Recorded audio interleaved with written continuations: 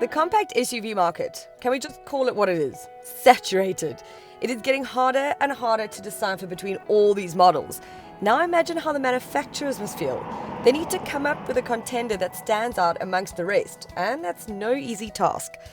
Volkswagen has stuck to the book, as it usually does, with its second-generation Tiguan. It's sold more than 2.8 million units worldwide since it launched back in 2007, and 19,000 sold in South Africa in 2008. Volkswagen have just decided to refine what it's already done so well, but have also brought it into the very competitive and modern world of the compact SUV segment. One needs to bear in mind that the Tiguan is as important a model to Volkswagen as Golf, Polo and Passat are. It is sold in more than 170 countries. The new Tiguan is the first Volkswagen SUV to sit on the same modular platform as seen under the Golf and Passat. The new model is 60mm longer, 30mm wider and 30mm lower than its predecessor. There is no denying that the new Tiguan is far better looking than the outgoing model. It's all rather dramatic at the front with its lower and wider radiator grille and all grown up at the rear, which is larger than the previous Tiguan. You'll be forgiven for thinking that you're possibly sitting in a Golf or a Passat, but that's not necessarily a bad thing. The Golf and Passat have really good quality interiors, and I think Volkswagen have really stepped it up in here as well. It's got a far more premium feel than its predecessor. Also the rear, which is very cool, can probably seat up to about 3 adults, which I don't know why you'd normally seat 3 adults. I don't often have 3 adults in the back of my car, but it's certainly enough space for adults. And the boot has gained 145 litres when the rear seats are down as well. So again, for those prams and family things that you need to take along with you, the boot is now big enough.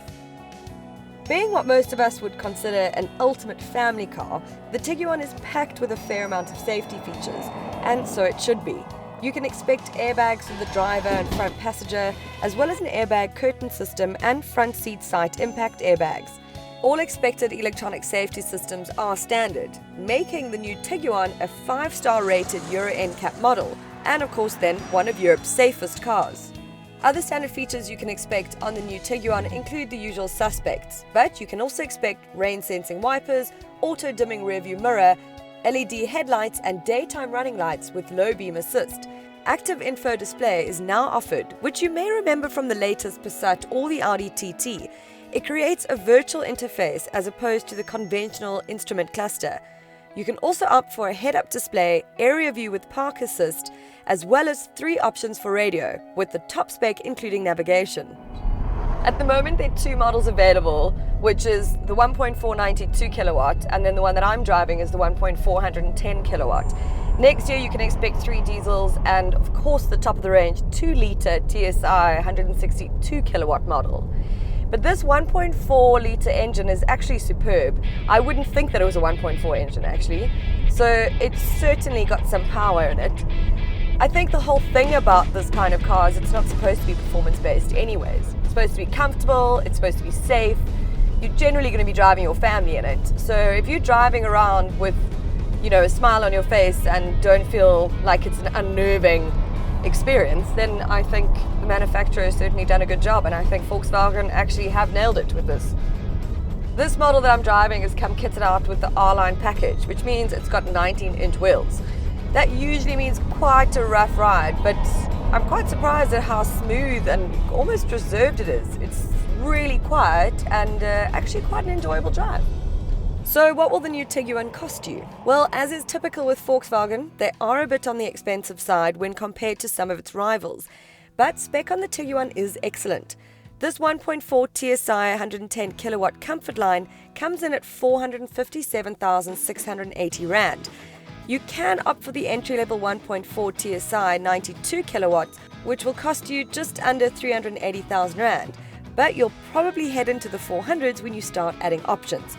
But thankfully, the Tiguan comes standard with a 5-year 90,000 kilometer service plan and 3-year 120,000 kilometer warranty.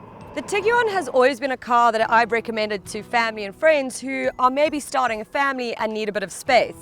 Granted, most of them have been in the VW line of City Golf, Polo, Golf and now Tiguan. Most were satisfied with their purchase, apart from maybe the look and needing a little bit more space. And Volkswagen have heard that. So the new Tiguan really does offer more space and looks really good. It can fit a pram, maybe a baby seater too, and it's comfortable and safe. So what more do you want from a family car? Well, I don't think anything. I think that they've nailed it. I will certainly be recommending it to friends and family still, and hopefully from now on I won't be hearing the same old thing that I used to hear from my friends, which was, oh, I don't want a car that makes me look like a mom or dad. Well, whatever that means, because I don't think the Tiguan will make you feel like that.